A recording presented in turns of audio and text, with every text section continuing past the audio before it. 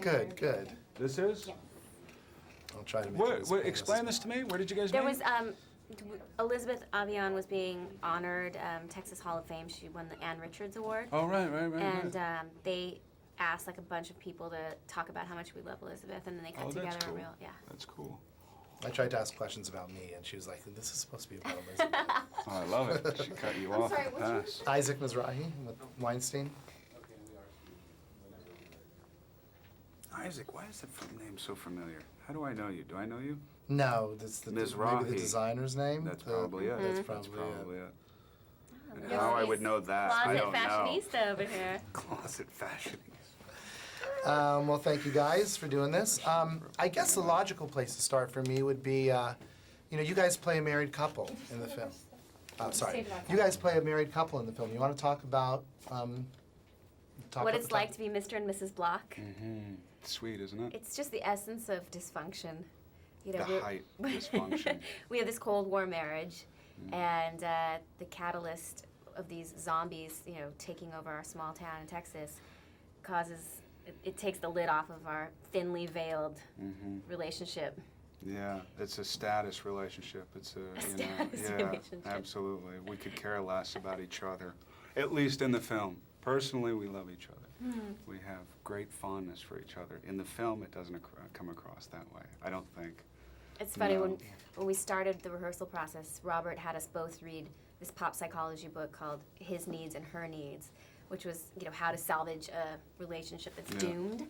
And then he had us do exactly the opposite. So we studied all these principles and then did the reverse. Well, it sounds like a good approach. Yeah. It was. It was a Yeah, he good- was very thorough about was. establishing this backstory. About how yeah. dysfunctional he wanted this to be. Exactly. He wanted it to be the most dysfunctional relationship you'll ever see on film. Yeah, definitely watching the film, your character definitely seems to have some animosity towards your wife. You have some deep-seated, No, but I think it's founded, isn't it? I mean, she's sleeping with some other girl, right? He's a jealous guy. He actually ropes in his kid in the scene in the beginning where I he didn't says, allow "Do it you to be think-" a threesome. Right. I'm not involved at all. Wouldn't you be angry? There you go, Yeah, there you absolutely. go. Okay. Well, let's talk about your character a little bit, if you will. Give us kind of the background, what role do you play in this movie? Well, I play, my character's name is Dakota Block, and you find out later that I'm actually Dakota McGraw Block. And I'm a doctor, and I'm sort of this very precise, exacting physician, and in this terrible marriage. And I think I'm just very disconnected from everything, from my child, from my husband, and it takes a night of one traumatic event after the other to sort of, for me to get reconnected with who I am. I become a survivalist. Yeah, It takes losing everything, including my son, and my husband, and my lover, and I guess my job probably. Everything. The hospital Across the pretty much board. blows up to kind of, the end of the connect world. to my primal self and learn that I am a survivor. And so I sort of, as the night unfurls, I unfurl. Could you give I me a little love bit of that. those details Good? about that? That was good. The As the unfurling, night I love that. unfurls, I unfurl. That's right. All right, actually, we'll come back to more details. But your character, how would you talk about a little bit about give us a sense of who you play in the movie? I played Doc Block. I don't even know if I have a first name, do I? No. Bobbie Block? That doesn't sound right, does it? I don't That think sounds so. like a Doc Brady Block, Bunch. Doc. Yeah. No, Doc Block, and he is a general practitioner who works in the same hospital as his wife, who will not pay attention to him. There's a great scene as we walk in the door, and I say, "What do you say?" You say, like, "See you later." Yeah. Something, and no, I say, "Don't you mean goodbye?" Yeah. See ya. Don't you mean goodbye? Anyway, it's not a happy relationship, and I go through, and I'm supposedly helping people through this sudden infectious attack. Hold on, it's the opposite. What? It's goodbye, and you say, "Don't you mean see you later?" Don't you mean see you later? That's what it is. You're right. There you go. You're right. Anyway, so I get caught up, I get infected, and I become this infected, lovely husband of hers. You know?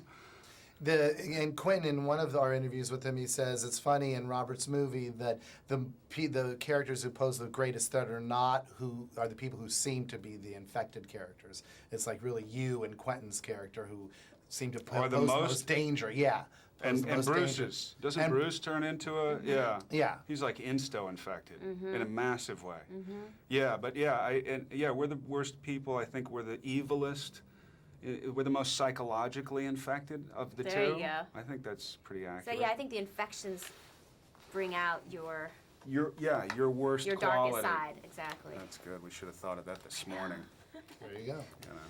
And your character, it's great, the evolution, not to get too heady about it, but you start, you know, you lose the control of your hands, and then you turn into, like, kind of, you know, this heroine, this syringe-wielding heroine. Could you talk a little bit, give me those details about how you go from that to where you end up? Sure, absolutely. I think it's very apropos that that I can't use my hands because I'm a physician and I do everything with my hands and it's part of my control. And so the fact that they're rendered useless forces me to become resourceful and to become a survivalist and to just In a deal myriad of other ways. and to just figure it out.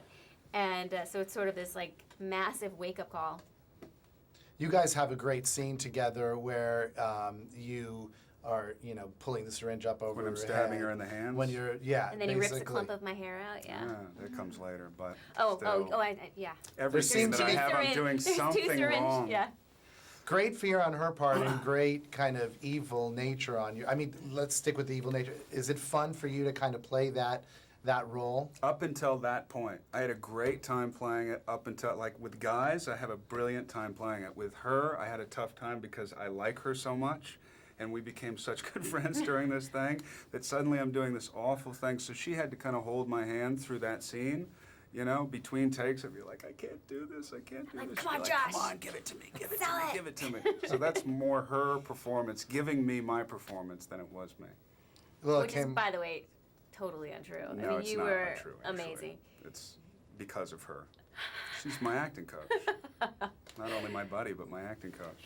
It is like a very absurd scene because it's so melodramatic, yet we played it as real as we could. As we could. And the dialogue is really absurd. I mean, we're talking about needles and Yeah. he's using my It's all pretty lines extreme. against me, he's mocking me. It's just like the whole thing is And she brings up a great point when earlier in the 70s, when they would do these movies, these actors, however good or bad they were, they would always lend themselves entirely. You know, they took it seriously. They didn't take it tongue-in-cheek like this movie is. They took it seriously. It was so Shakespeare earnest, to them. you know. Well, you guys really pulled that off really well. Oh, Thank thank you. you. Thank Well, you thank very you much. very much. It was great. Nice talking to you. Appreciate Thank this. you. Good to see you Take too. care. All right. Nice meeting you. Take care. Thank you, gentlemen.